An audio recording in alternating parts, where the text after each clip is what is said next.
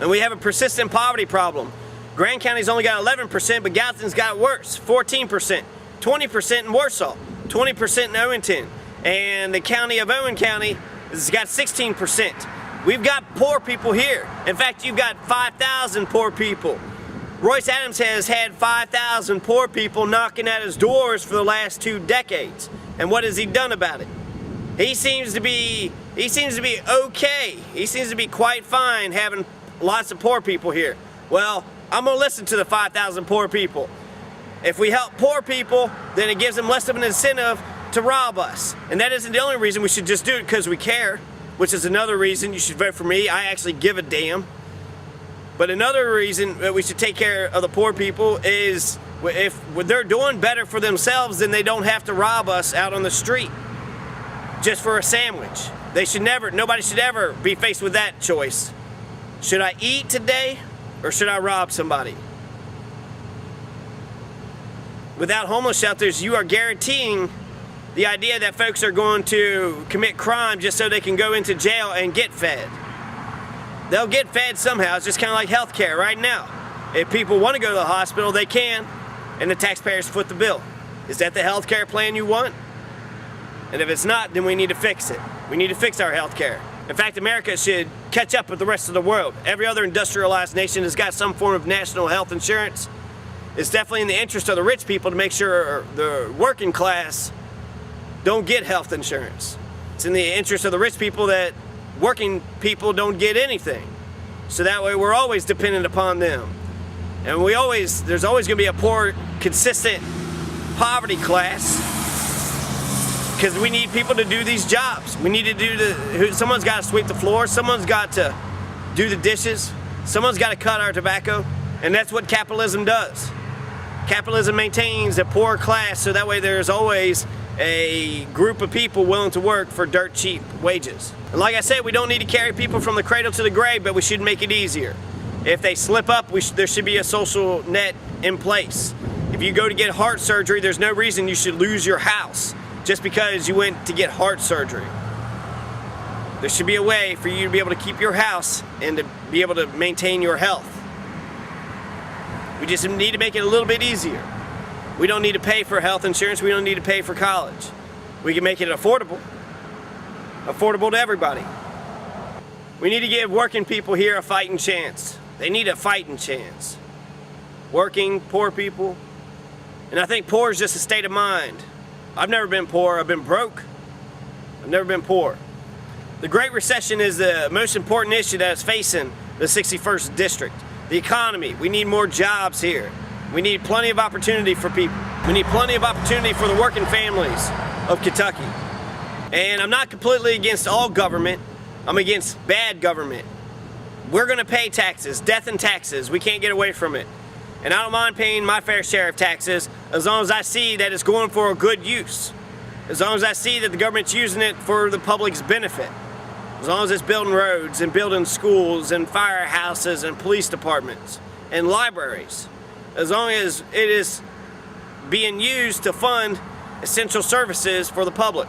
I don't mind paying my fair share of taxes. So we don't need to wipe government out. We don't need anarchy. What we need to do is to become more a part of the process. We all need to become involved in our government. In a democracy, it works when the people participate. The worst thing for a democracy is if the people don't participate, then the elite group of folks who were elected can do whatever they want to do. And even if they're the best person in the world, when you have absolute power, it's going to corrupt you absolutely. It always does. It's the way it's always been. And it's the way it's always going to be. So if there's no checks and balance system in place, then when a person's elected, you don't know if they're going to go corrupt or not. You have no idea. And especially if they make decisions behind closed doors. As state representative, I'd make it a law for all city council and county councils to make sure that they put their budgets and their minutes online. The people need to know what the government is doing, and the government needs to hear what the people think. So we need internet to make sure that those two groups of people are connected. And so we increase communication between the public and the people that rule them.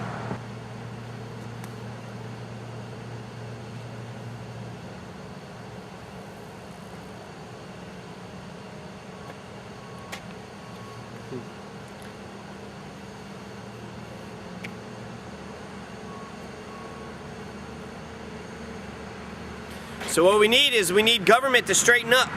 And if government straightens up, then I would feel much more comfortable letting them run the internet program, just like they run the road programs and the school programs. Make sure you provide the internet for everybody, and make sure you keep the internet free to tap into whatever the internet has to offer. The internet is freedom of information. The information needs to stay free. Net neutrality. Keep your hands off the internet. There's going to be crap on the internet. Just in a free country, there's always going to be crap. But in a free country, you got to disseminate what is true with what isn't true. You got to make your own judgment, and that's for the people. That's why you need to be an informed person, so you can make your own decisions of what you think is true and what you think is not true. So I also think that the local and city governments should take a hold of healthcare. If Frankfort and Washington if they don't take care of healthcare, then the local government should take care of healthcare. Gallatin County doesn't have any hospitals whatsoever. We don't have any hospitals in Gallatin County. They got hospitals in Grant County. They got a hospital in Owen County, but none in Gallatin. Well, we could do better. We need a hospital in our own county. We also need to take down healthcare costs, especially for children. I mean, you can say what you want about adults, but if a child comes up to you and they say that they're sick, are you really saying that we should not take care of that child? No. And that's a problem that every industrialized nation, they don't have. They don't have a problem of too many people being uninsured, because everybody's insured.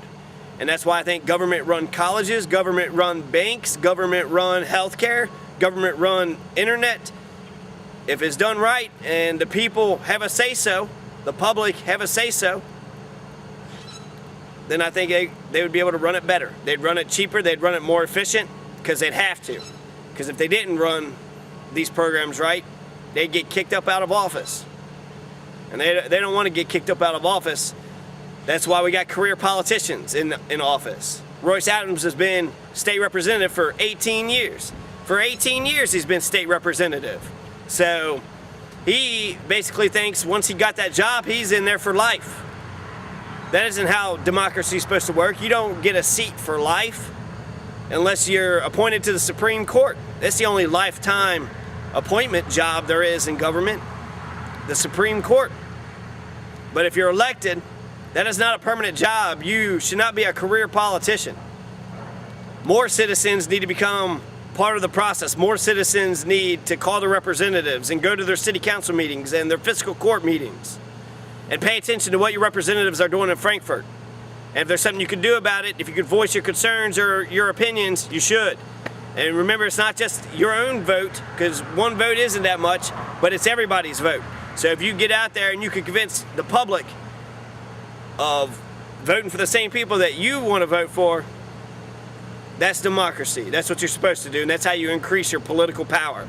So we can eradicate poverty by raising minimum wage up to $11 an hour. We can eradicate poverty by applying for more grants. We need a team of grant writers who constantly look for these grants non-stop. Do we even have a grant writer right now for the 61st district?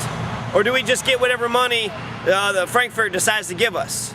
I know you got the Northern Kentucky Area Development District, and they look for grants for us, but it's all politics. How much does the grant money actually come back home? Or is all of our tax dollars going for the interstate in Grant County, which is what it seems like with Royce Adams. He takes care of Grant County. He lives in Grant County. Of course he's going to take care of Grant County. But he represents 3 counties, Gallatin and Owen County too. And for some reason, Gallatin and Owen have been left behind. And that's another reason, if you're a Gallatin County, and you know that I would get more projects into Gallatin County than any representative has ever got into our county before. I'd be a powerful voice when I go to Frankfort. Frankfort would know that I have arrived when I go in there. When I go to Frankfort, Frankfort will know that the 61st district has arrived. And I represent working families. So it won't just be me walking into Frankfort. It'll be the working families of the 61st district walking into Frankfort.